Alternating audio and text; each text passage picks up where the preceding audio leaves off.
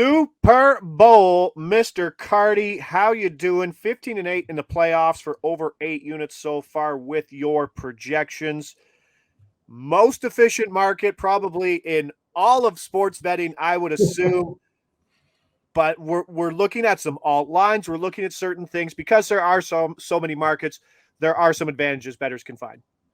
Yeah, absolutely. Super Bowl, obviously you're going to expect the markets to be super efficient. And there's not a lot of value out there, but there are still a few that are looking inefficient, especially this far out from the Super Bowl. Starting off, Jalen Hurts, 75-plus rush yards. That's at 365 in the milestones, plus 390.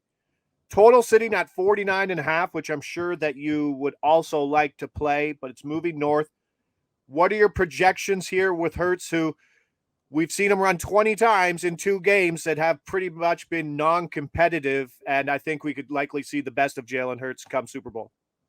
Yeah, the Blitz is projecting 68 here for him. So we're not even that far off of this 75 number, and we're getting it at ridiculous odds. This is, probably like a 45 or so % chance to hit that we're getting at just insane plus money. So Hurts is a guy who at times has, fallen out of kind of the game plan in terms of running throughout the regular season, but a lot of times those were non-competitive games. The Eagles kind of coasted all year, and in the Super Bowl, they're not going to coast. They're going to lean on Jalen Hurts. They're going to lean on his legs, presumably. And so I think there's a really good chance that he goes over 75 here, at least a better chance than these odds imply. 30% rush share, 30% rush yards for the team. I mean, he's basically a running back. I know that's not news to anybody, but percentage-wise, those numbers hold very true. 20 carries in 2 postseason games with insane positive game script. Almost no scrambles, but this is also a quarterback who averages 7.9 yards per scramble and over 8 designed runs per game. So the floor is there. The floor is 8 carries. Yeah. The ceiling is 16, 15, 16 carries. I was going to say like 15. Yeah, I think that's viable. And with how good he is, I mean, even if he breaks off 1 or 2 long ones, like he gets there. So there's lots of ways for him to get here. And I really like the number we're getting it at. Sticking with alts, Dallas Goedert over 79.5 yards plus 440. This is at Bet Rivers. Bet Rivers is giving bettors a variety of odds. It's not just alts. It's pretty much yes or no all the way down the floor. Lower numbers, higher numbers than the actual total.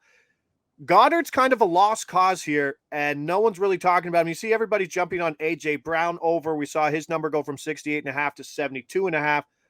But Goddard's getting shares. Like, he's going to get 8 targets in a competitive game and 79.5 at plus 440. What are your projections with the tight end? The projection is 60.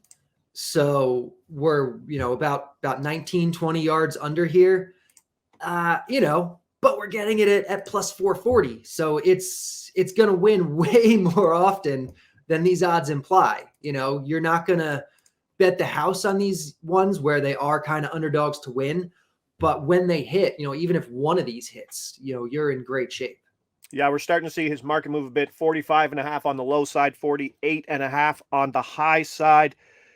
Goddard has a 23% target share on Hurts's 49 passes so far, which shows that early in the game script where things were more neutral, that he was part of the game plan. 32% of the completed passes and 30% of the team's air yards in those 2 games.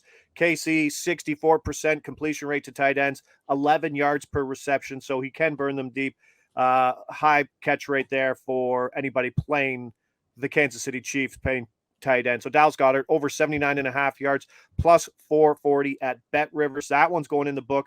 And now we get down to another one. Isaiah Pacheco. I mean, people are kind of fading him, which is great. And it's one of the reasons why we talk about some of the least sexy plays are probably the ones that show the most value.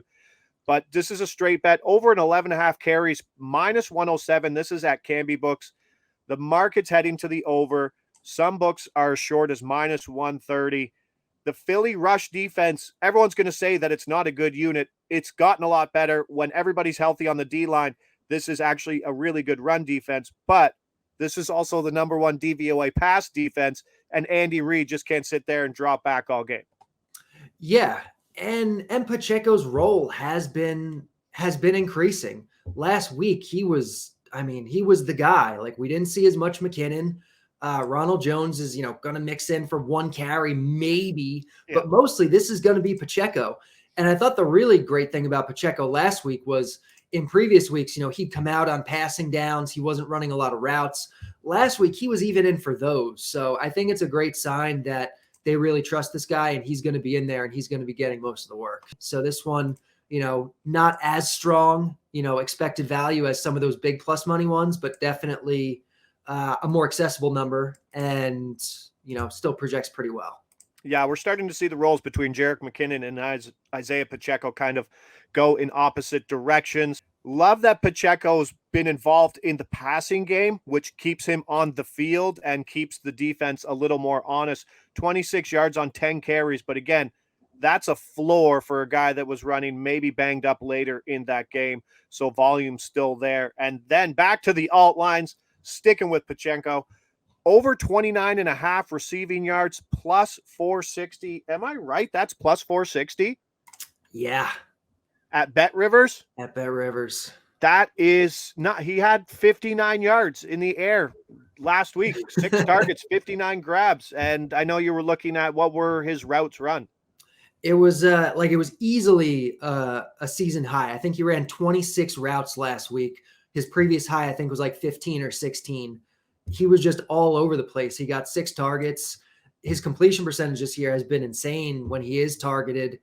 And yeah, if he's going to be out there for anything close to that again this week, the blitz is not, it's not being super aggressive on him. I think it's only assuming like a 6 or a 7% target share.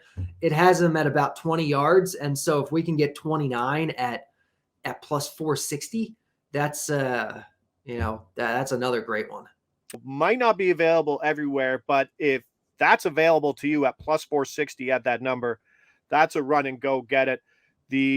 I believe Bet365 has 50 yards for almost plus 1,100, which is getting up there. And it's one of those plays that you can throw out there and then brag to everybody at the Super Bowl game that you're with that you just hit your plus 1,100 on 50 yards for Pacheco. But the thing we like here, obviously, is snaps. He's in there for rushing plays. He's in there for passing plays. 57% of snap share last game versus Cincinnati. That was a season high.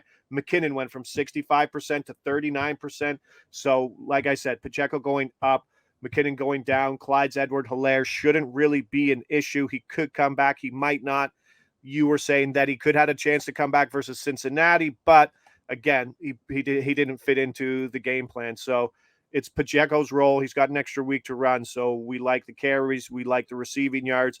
And like we said, as this market becomes efficient, look at alt lines. And it's a better way just to squeeze out a little value, especially when you got Jalen Hurts 75 plus at plus 390 when we're projecting at 69. That's a real good one there. So as always, Derek, thanks for your work. Thanks for your projections all year long.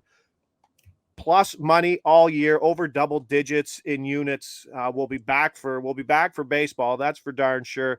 And it's been another great season with you and a profitable one. So thanks for everything, Mr. Carty. Thanks again.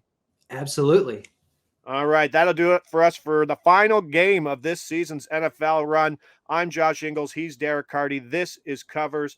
And like always, these are Derek Carty's blitz projections that have been patent pockets all season long. We'll see you again.